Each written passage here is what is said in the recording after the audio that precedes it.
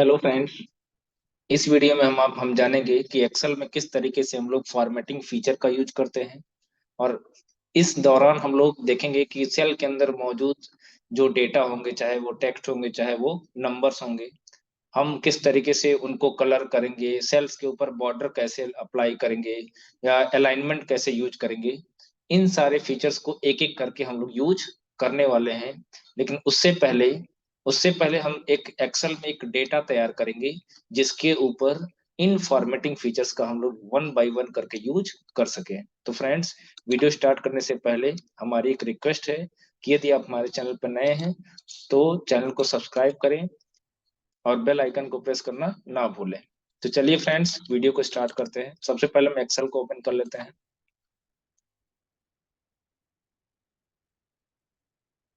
Blank workbook पे click करेंगे और इसको थोड़ा सा जूम कर लेते हैं ताकि आपको दिखने में कोई दिक्कत ना हो। ठीक है।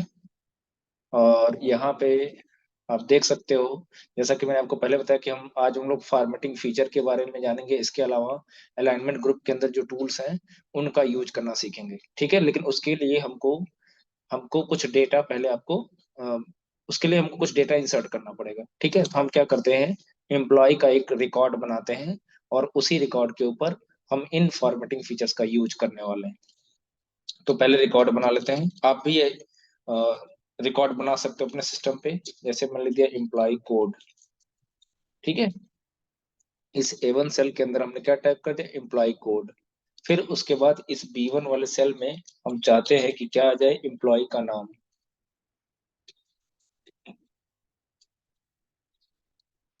अब इस दौरान देखिए हो क्या रहा है कि जो B1 सेल का डेटा है उसने A1 सेल के डेटा को हाइड कर दिया। आप देख सकते हो B1 सेल का डेटा A1 सेल के डेटा को हाइड कर दिया। तो हम चाहते हैं कि A1 का डेटा पूरा का पूरा दिखे, तो उसके लिए हम क्या करेंगे, इसको या तो यहाँ देखें, A और B के बीच में जो लाइन दिख रही है उसके ऊपर माउस के पॉइंटर को ले जाएंगे तो इस तरीके से टू हेडेड एरो मिलेगा, दो सिरों वाला एरो मिलेगा। और इसको हम ऐसे खींच के बढ़ा सकते हैं। देख लीजिए, ऐसे खींच के बढ़ा सकते हैं। दूसरा तरीका क्या है कि मैं कंट्रोल जेड करता हूँ। ठीक है। दूसरा तरीका ये है कि हम इसी ये ए और बी के बीच में जो लाइन दिख रही है ना, खींच के करेंगे तो जो कॉलम की विड्थ होगी वो कम या ज्यादा हो सकती है। ठीक है।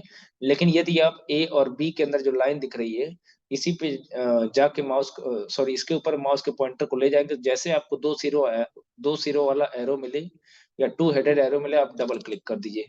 तो होगा क्या, सेल के कंटेंट के हिसाब से, सेल के डेटा के हिसाब से कॉलम की विड्थ ऑटोमेटिकली बढ़ जाएगी।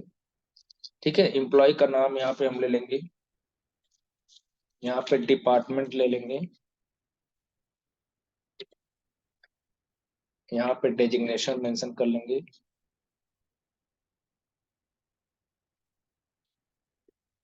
यहाँ पे देखें, यहाँ पे भी वैसे हो रहा है, एम्प्लॉय नेम को डिपार्टमेंट ने हाइड कर दिया, फिर डिपार्टमेंट के कुछ लेटर को डेजिग्नेशन ने हाइड कर दिया। तो हम बारी बारी से इसके विड्थ को नहीं मैनेज करेंगे, बल्कि हम एक ही बार में हम इसके विड्थ को मैनेज कर सकते हैं। यहाँ पे तो हमने एक का कैसे मैनेज किया था वो तो हमने बता दिया। अगर एक साथ मल्टीपल सेल के विड्थ को हम उसके कंटेंट के हिसाब से एडजस्ट करना चाहते हैं तो हम वो कैसे करेंगे, हम वो एक ही बार में करके देखने वाले हैं। ठीक है। देखिए, हम अलग अलग नहीं कर रहे हैं। अलग अलग करने का मतलब ये हो गया कि अब जैसे एम्प्लॉय नेम चाहिए तो डबल क्लिक कर देंगे तो एम्प्लॉय नेम का आ गया। मतलब बारी बारी से नहीं करना चाहते हम, एक साथ कई का करना चाहते हैं। ठीक है। तो डिपार्टमेंट हो गया, डेजिग्नेशन हो गया, यहाँ पे बेसिक सैलरी हो गई। ठीक है। Basic salary. फिर उसके बाद आते हैं, डीए हो गया @13%। फिर उसके बाद टीए हो गया, टीए मान लीजिए 11% है।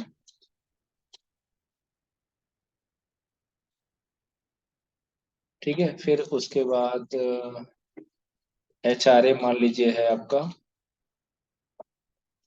9%। ठीक है। अब यहाँ पे हमको क्या निकालना है, ग्रॉस सैलरी। Gross salary. ठीक है। अब क्या करेंगे देखिए, हमको सारे मतलब यहाँ तक का तो विड्थ ठीक है, एम्प्लॉय कोड का विड्थ, एम्प्लॉय नेम का। अब इसके बाद के जो डेटा है उनका विड्थ हमको एक साथ मैनेज करना है, किसके हिसाब से? सेल के कंटेंट के हिसाब से। तो हमको क्या करना पड़ेगा, एक साथ हमको मल्टीपल कॉलम को ऐसे सेलेक्ट करना पड़ेगा। कैसे सेलेक्ट करेंगे? सी कॉलम लेटर के ऊपर पॉइंटर को ले जाएंगे तो इस तरीके से ड्रॉप डाउन एरो मिलेगा। एक बार माउस के लेफ्ट बटन को क्लिक कर दीजिएगा तो पूरा कॉलम सेलेक्ट हो जाएगा। अब क्या करेंगे, हम माउस के लेफ्ट बटन को प्रेस करते हुए राइट की तरफ ड्रैग करेंगे। कहां तक ड्रैग करेंगे? जहां तक डेटा होगा, यहां तक। ठीक। उसके बाद क्या करेंगे, आई और जे वाले कॉलम के बीच में जाएंगे और इसी पर डबल क्लिक करेंगे। जैसे डबल क्लिक करेंगे तो आप देख सकते हो आई के अंदर क्या हो गया, ग्रॉस सैलरी के हिसाब से, ग्रॉस सैलरी के विड्थ के हिसाब से, है ना, सेल का विड्थ हो गया। इसमें देखिए HRA इस डेटा के हिसाब से इस वाले सेल का विड्थ हो गया। समझ में आई बात? तो इस तरीके से हम लोग हर सेल की विड्थ को, एक मतलब मल्टीपल सेल्स की विड्थ को हम एक साथ मैनेज कर सकते हैं। अब एक एक करके हम इसमें डेटा इनपुट करते हैं। जैसे हमने दिया ICA वन 10,001, यहाँ पे मैं दे देता हूँ 10,002। इसको हम ड्रैग कर लेते हैं। पहले दोनों सेलेक्ट कर लेंगे, फिर इस तरीके से ड्रैग कर लेंगे। ठीक है। अब यहाँ पे कुछ नाम दे लेते हैं, जैसे सुमित हो गया, सनी,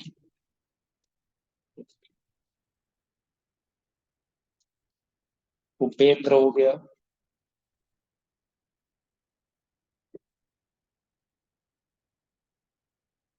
सिंह,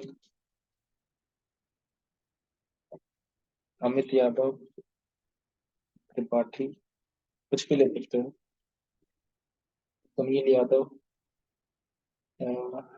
रोहित यादव।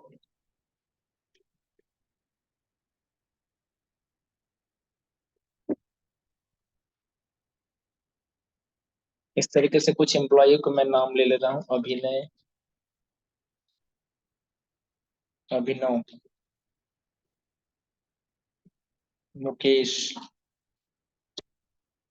और एक और नाम ले लिया रवि प्रताप। ठीक है, कुछ ऐसे एम्प्लॉयों के हमने नाम ले लिए। अब उनके डिपार्टमेंट हम लोग यहाँ पे मेंशन, डिपार्टमेंट को हम मेंशन कर देते हैं। जैसे मान लीजिए एक का डिपार्टमेंट है CS, एक का डिपार्टमेंट है सिविल। अच्छा देखिए, एक्सेल में क्या होगा, जब सेम डेटा आप दोबारा टाइप करेंगे तो इस तरीके से सजेशन आ जाएगा, है ना। तो आप बस एंटर की प्रेस कर देंगे तो वो डेटा फीड हो जाएगा। लेकिन हम यहाँ पे CS नहीं बल्कि हम सिविल रखना चाहते हैं। उसके लिए क्या करेंगे, हम सिविल टाइप कर दिए, इंटर कर दिए, फिर मैकेनिकल,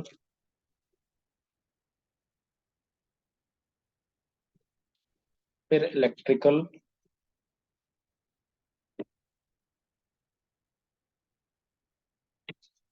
फिर से मैकेनिकल, फिर से इलेक्ट्रिकल, फिर से सिविल, है ना। इस तरीके से हमने डिपार्टमेंट को मेंशन कर लिया। अब डेजिग्नेशन को भी मेंशन कर दीजिए। डेजिग्नेशन का मतलब जानते हैं? पद, किस पद पे कार्य मतलब कार्यरत है। तो ये मान लीजिए आपके हैं लैब असिस्टेंट।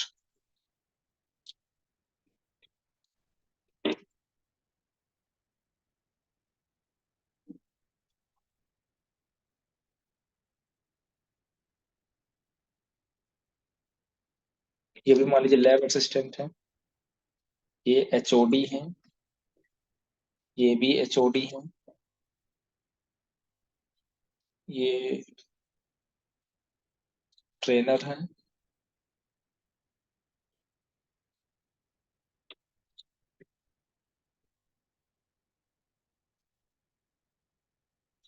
ये भी ट्रेनर है, ये HOD है। ठीक है, सबका हमने डिपार्टमेंट ऐसे मेंशन कर लिया। सबकी सैलरी को मेंशन कर देते हैं, 13,000 है,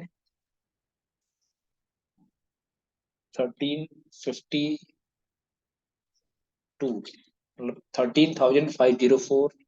इनका HOD है तो मान लीजिए 23,000 है, इनका भी 24 कर देते हैं। ऐसे कुछ वैल्यू हम ले लेते हैं। ट्रेनर है तो इनका 25,000 कर लेते हैं, 22,000 कर लेते हैं।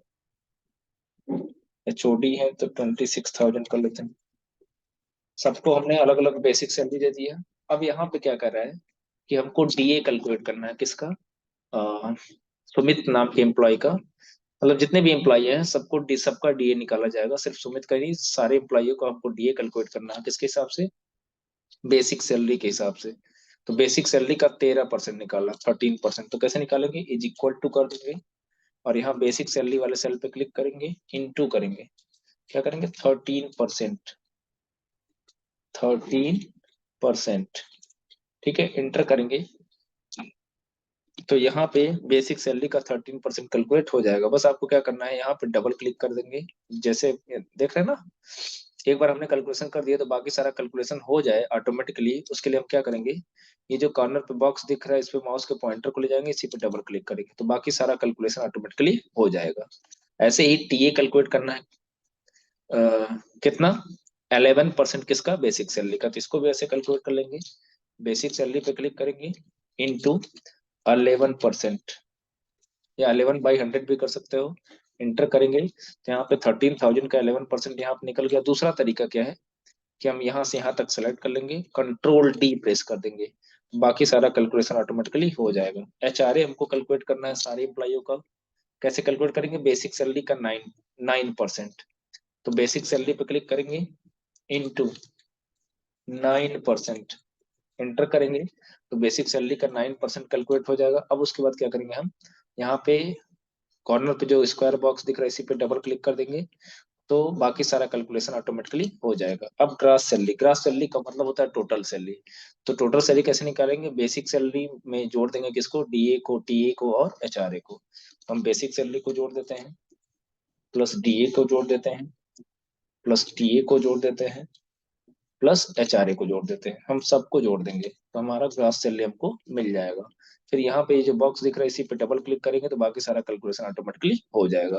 तो इस तरीके से हम एम्प्लॉय का रिकॉर्ड आसानी से बना सकते हैं। ठीक है,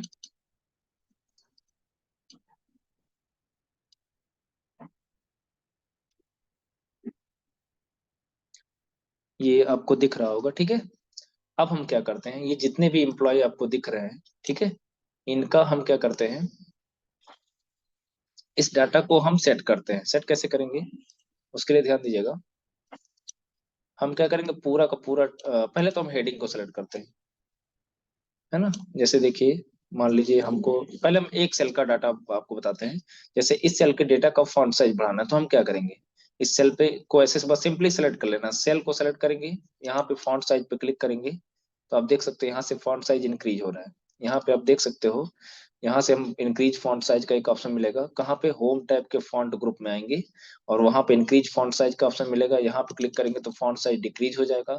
आप फॉन्ट चाहें तो यहाँ से भी इंक्रीज कर सकते हैं। ठीक है, ठीक है। तो इस तरीके से हम लोग एक सेल के डाटा को आसानी से हम लोग अपनी जरूरत के हिसाब से उसकी साइज को कम या ज्यादा कर सकते हैं। ऐसे ही आप कलर करना चाहते हो तो कलर भी कर सकते हो, है ना। सेल का बैकग्राउंड कलर चेंज करना चाहते हो तो वो भी आप कर सकते हो। लेकिन यहाँ पे देखिए एक सेल का हो रहा है, ऐसा क्यों हो रहा है?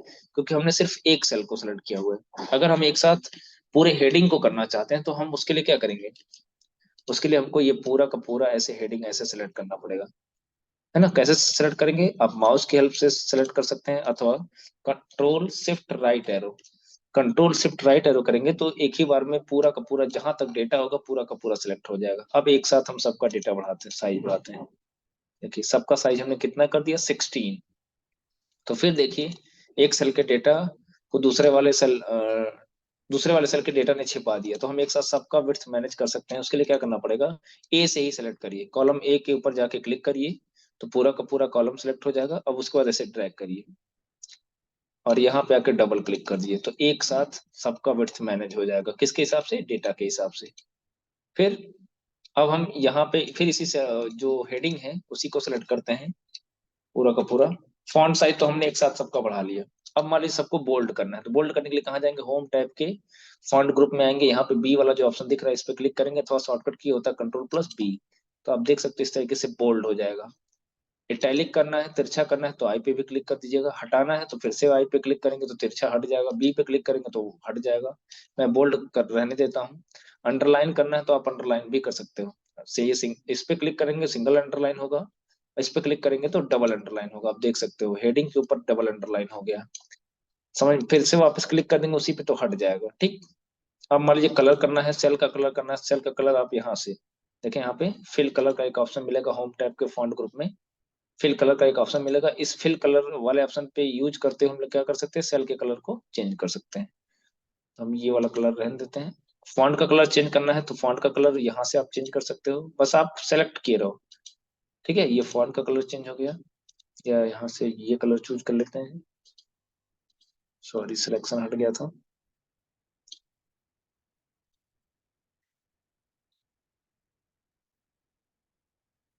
ठीक है, तो इस तरीके से हम लोग फॉन्ट साइज वगैरह चेंज कर सकते हैं। अब हम क्या करते हैं, अब हम क्या करते हैं, डेटा का साइज भी एक साथ बढ़ा लेते हैं। तो हम क्या करेंगे, पूरे डेटा को सिलेक्ट कर लेंगे, ध्यान दीजिएगा, पूरे सिर्फ डेटा को। तो डेटा को सिलेक्ट कर लेंगे माउस से कुछ इस तरीके से। ठीक है, उसके बाद हम लोग क्या करेंगे, यहाँ से पहले font size, increase font size पे क्लिक करेंगे, कुछ फॉन्ट साइज ऐसे बड़ा हो जाएगा। ठीक है, आप देख सकते हो फॉन्ट साइज बड़ा हो गया। यहाँ से इंक्रीज फॉन्ट साइज कर लेंगे, और अगर सेल का कलर चेंज करना चाहते हो तो सेल का भी कलर आप चेंज कर सकते हो कुछ इस तरीके से।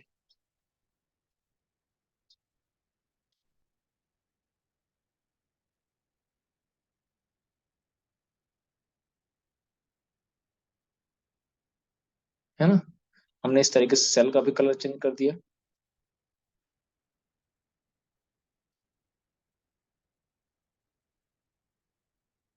अब हम क्या करने वाले हैं, फिर से मैं कंट्रोल जेड करता हूँ। अब हम क्या करेंगे, सबसे पहले पूरे डेटा को सिलेक्ट करके हम इसके ऊपर अलाइनमेंट सेट करेंगे। अलाइनमेंट सेट करने का मतलब ये हो गया, कभी आप देख सकते हो ये जो एम्प्लॉय कोड है बाय डिफॉल्ट सेल के दाहिने तरफ दिख रहे हैं। टेक्स्ट को देखिए तो मतलब दाहिने तरफ का मतलब राइट अलाइनमेंट है। जो सेल के अंदर जो जब हम टेक्स्ट इंसर्ट करते हैं तो बाय डिफॉल्ट लेफ्ट अलाइनमेंट होता है। तो हम क्या करना चाहते हैं कि ये जो डेटा आपको दिख रहे हैं, ये पूरा का पूरा डेटा सेंटर अलाइन हो जाए, एकदम बीचों बीच हो जाए सेल के। तो उसके लिए क्या करेंगे, पूरे टेबल को सिलेक्ट करेंगे, और जब भी हमको अलाइनमेंट सेट करना होगा तो होम टैब के अलाइनमेंट ग्रुप में आएंगे, और यहाँ देखें, यहाँ पे एक ऑप्शन मिलेगा आपको सेंटर का। बाय डिफॉल्ट इस पे क्लिक करेंगे सब लेफ्ट में चला जाएगा, इस पे क्लिक करेंगे सेंटर पे आ जाएगा, और इस पे क्लिक करेंगे तो जस्टिफाई हो, सॉरी, राइट अलाइन हो जाएगा। और हमको यहाँ पे देखिए कुछ और ऑप्शन दिया हुआ है, जैसे टॉप दिया हुआ है, टॉप अलाइन, इस पे क्लिक करेंगे तो जो डाटा हमारा सेल के टॉप पे चला जाएगा। इस पे क्लिक करेंगे तो एकदम बीचों बीच आ जाएगा। तो हमको क्या करना है, डेटा को सेट करना है एकदम बीचों बीच में। तो हम क्या करेंगे, यहाँ से सेंटर चूज कर लेंगे, और यहाँ से क्या चूज कर लेंगे, मिडिल अलाइन चूज कर लेंगे। तो जो डेटा होगा हमारा एकदम बीचों बीच में आ जाएगा।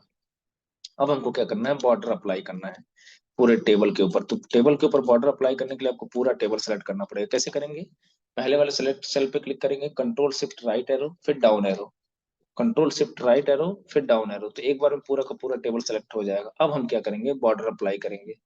अच्छा, बॉर्डर क्यों अप्लाई करते हैं इसको भी समझ लीजिए। जैसे जब हम इसको प्रिंट लेने जाएंगे तो आप देख सकते हो, डेटा तो दिख रहे हैं, डेटा तो दिख रहा है, लेकिन डेटा के ऊपर कोई बॉर्डर नहीं दिख रहा है, देख सकते हो। ठीक है, तो हम चाहते हैं कि इनके ऊपर बॉर्डर भी लिखा हुआ है, जैसा कि प्रिंट करते समय ये रिक्वायरमेंट होती है कि हम इन सेल्स के ऊपर डाटा भी आए और बॉर्डर भी है। तो अभी आप देख सकते हो, जब हमने प्रिंट प्रीव्यू करके देखा तो बॉर्डर नहीं आ रहा था। हम ऐसा क्या करें कि बॉर्डर आ जाए। तो प्रिंटिंग के दौरान बॉर्डर तभी आएगा जब आप बॉर्डर अप्लाई किए होगे। तो आप बॉर्डर कैसे अप्लाई करोगे उसको मैं बताता हूँ। तो उसके लिए आपको पूरा डेटा सेलेक्ट करना पड़ेगा, जहां से जहां तक आप बॉर्डर अप्लाई करना चाहते हैं। उसके बाद आप यहाँ पे आएंगे, देखे ध्यान से, बॉटम बॉर्डर पर क्लिक करेंगे, है ना, सिर्फ नीचे ऐसे इस तरीके से बॉर्डर आ जाएगा, आप देख सकते हो। मैं कंट्रोल जेड करता हूँ, यहाँ पे टॉप पे क्लिक करोगे तो हेडिंग के ऊपर बॉर्डर आ जाएगा, लेफ्ट पे क्लिक करोगे तो टेबल के लेफ्ट में बॉर्डर आ जाएगा, राइट पे क्लिक करोगे तो टेबल के राइट में बॉर्डर आ जाएगा, नो बॉर्डर पे क्लिक करोगे तो नो कोई बॉर्डर नहीं होगा, ऑल बॉर्डर पे क्लिक करोगे तो इस तरीके से बॉर्डर आ जाएगा, देख सकते हो, है ना। मैं फिर से कंट्रोल जेड करता हूँ, यहाँ देखिए आउटसाइड बॉर्डर का मतलब चारों तरफ से बॉर्डर हो जाएगा, थिक आउटसाइड बॉर्डर का मतलब चारों तरफ से एक, थिक आउटसाइड का मतलब जो बॉर्डर का विड्थ होगा थोड़ा सा ज्यादा होगा, है ना। अब देखें यहाँ पे कुछ और भी बॉर्डर हैं, अगर आप बॉर्डर ड्रा करना चाहते हो तो यहाँ पे क्लिक करिए। अगर आपको अलग अलग लाइन स्टाइल चाहिए, अलग अलग टाइप का बॉर्डर चाहिए, तो आप सबसे नीचे आइएगा लाइन स्टाइल में। जैसे मान लीजिए हमसे बोल दिया जाए डबल लाइन का बॉर्डर चाहिए, तो हम डबल लाइन आप यहाँ पे ढूंढोगे तो नहीं मिलेगा। चारों तरफ से सेल के ऊपर डबल लाइन का बॉर्डर है तो आपको इसमें नहीं मिलेगा। या डैश टाइप का बॉर्डर आ जाए, तो अगर आपको बॉर्डर स्टाइल चाहिए डिफरेंट डिफरेंट टाइप का, चाहे डैश हो, चाहे डॉटेड हो, चाहे लाइन हो, है ना, डबल लाइन हो, तो आपको लाइन लाइन स्टाइल में आना पड़ेगा। यहाँ पे देखें, लाइन स्टाइल पे आके हमने डबल लाइन इस तरीके से चूज कर लिया। और हमने एक चीज और, हम अगर बॉर्डर का कलर भी देना चाहते हैं तो आप यहाँ पे पहले लाइन का कलर चूज कर लीजिएगा, जो भी कलर देना चाहते हो। जैसे मान लीजिए हम लाइन का कलर रेड देना चाहते हैं, तो हम क्या करेंगे, चारों तरफ से पहले बॉर्डर को चूज कर लेंगे इस तरीके से। पहले लाइन स्टाइल चूज कर लिया, उसके बाद हमने क्या किया, बॉर्डर को चूज कर लिया।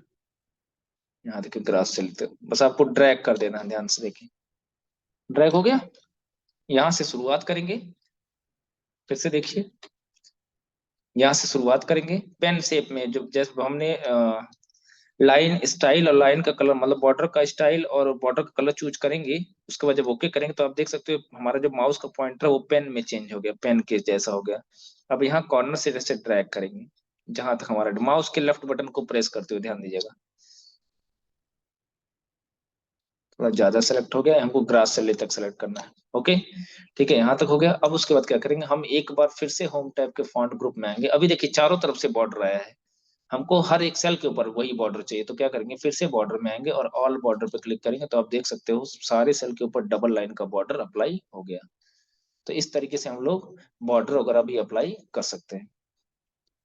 ठीक है, अब अगर यहाँ पे देखें इंडेंटेशन वगैरह कॉन्सेप्ट यूज करना चाहते हैं तो यहाँ से आप यूज कर सकते हो। देख रहे हो यहाँ पे क्या हो रहा है, इंक्रीज इंडेंट हो रहा है, यहाँ से डिक्रीज इंडेंट हो रहा है ना।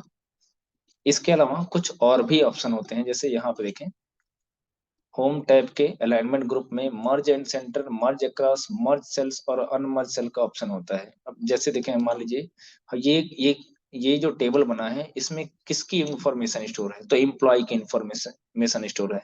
हम चाहते हैं कि टेबल के ऊपर एक कैप्शन लिखा हुआ आ जाए। कैप्शन, कैप्शन क्या बताता है, टेबल के बारे में बताता है कि कैसा टेबल बनाया गया, उसमें किस प्रकार की इंफॉर्मेशन को स्टोर किया गया। तो कैप्शन इंसर्ट करने के लिए हम क्या करेंगे, यहाँ पे एक नया रो इंसर्ट करेंगे। नया रो इंसर्ट करने के लिए हम रो 1 पे क्लिक करेंगे, राइट क्लिक करेंगे, इंसर्ट पे क्लिक करेंगे। तो आप देख सकते हो एक नया रो इंसर्ट हो गया। अब हम क्या करेंगे, यहाँ से यहाँ तक, जहां तक डेटा है वहां तक का पूरा सेल सेलेक्ट कर लेंगे। शुरुआत से ध्यान से देखिएगा, एम्प्लॉय कोड से लेके, मतलब A1 से लेके हमने I1 तक सेलेक्ट कर लिया। अब उसके बाद आएंगे होम टैब के अलाइनमेंट ग्रुप में मर्ज एंड सेंटर का एक ऑप्शन होगा, ध्यान दीजिएगा। होम टैब के अलाइनमेंट ग्रुप में मर्ज एंड सेंटर का एक ऑप्शन होगा। अब यहाँ पे होगा क्या, इस मर्ज एंड सेंटर वाले ऑप्शन पे जैसे क्लिक करेंगे, पहला ऑप्शन, ये जो एरो है यहाँ पे क्लिक करेंगे तो एक ऑप्शन मिलेगा मर्ज एंड सेंटर का। मैं इसका मतलब बताता हूँ। ये क्या करता है, मल्टीपल सेल्स को मर्ज करके एक सेल बनाता है। मतलब यहाँ से A1 से लेके I1 तक के सेल जितने भी सेलेक्ट हैं, सबको सेलेक्ट करके एक सेल बनाएगा। और सेंटर का मतलब ये हो गया कि जो आपका पॉइंटर होगा उस सेल के बीचों बीच में हो जाएगा, यानी जो कुछ भी लिखोगे वो सेल के बीच में लिखाएगा। जैसे देखें, मैं इसी ऑप्शन पे क्लिक करता हूँ तो आप देख सकते हो सारे सेल मर्ज होकर एक सिंगल सेल में हो गए हैं। अब हम यहाँ पे टाइप कर देते हैं क्या, एम्प्लॉय डिटेल्स।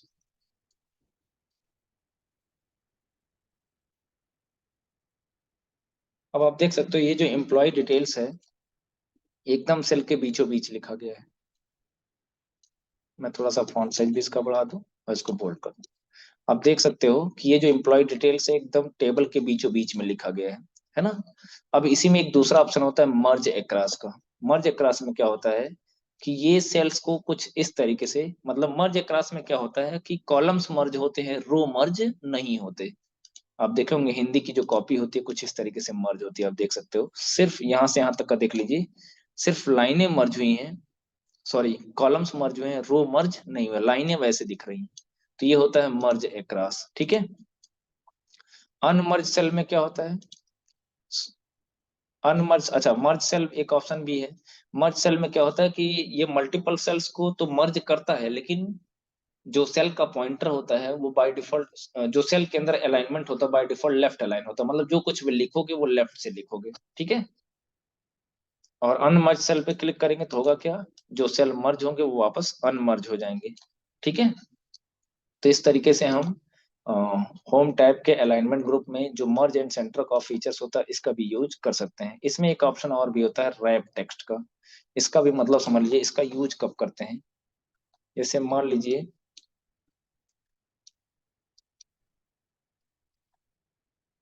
यहाँ पे हम टाइप करते हैं एम्प्लॉय,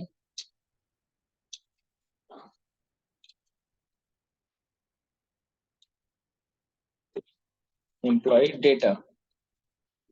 तो आप देख रहे हो सेल, सेल का डेटा क्या हो गया, सेल की विड्थ छोटी होने की वजह से बाहर चला गया। जब इस पे क्लिक करेंगे ना, तो यही डेटा क्या हो जाएगा, सेल की विड्थ के हिसाब से ऑटोमेटिकली एडजस्ट हो जाएगा। मतलब जैसे ही अ, यहाँ पे अब देखिए एम्प्लॉय डेटा नहीं आ रहा था ना, तो उसने क्या किया, जो बाकी बचे हुए लेटर थे वो उसके नीचे कर दिया।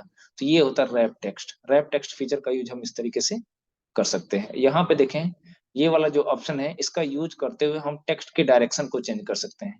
जैसे देखें, हम इस अलाइन टेबल के हेडिंग को सिलेक्ट करते हैं और इसके ऊपर हम लोग क्या करते हैं, क्लिक करते हैं। इस तरीके से देखिए टेबल कुछ इस तरीके से बन गया, है ना। तो टेक्स्ट के डायरेक्शन को या डेटा को के डायरेक्शन को अगर हम मैनेज करना चाहते हैं तो इस तरीके से हम लोग मैनेज कर सकते हैं।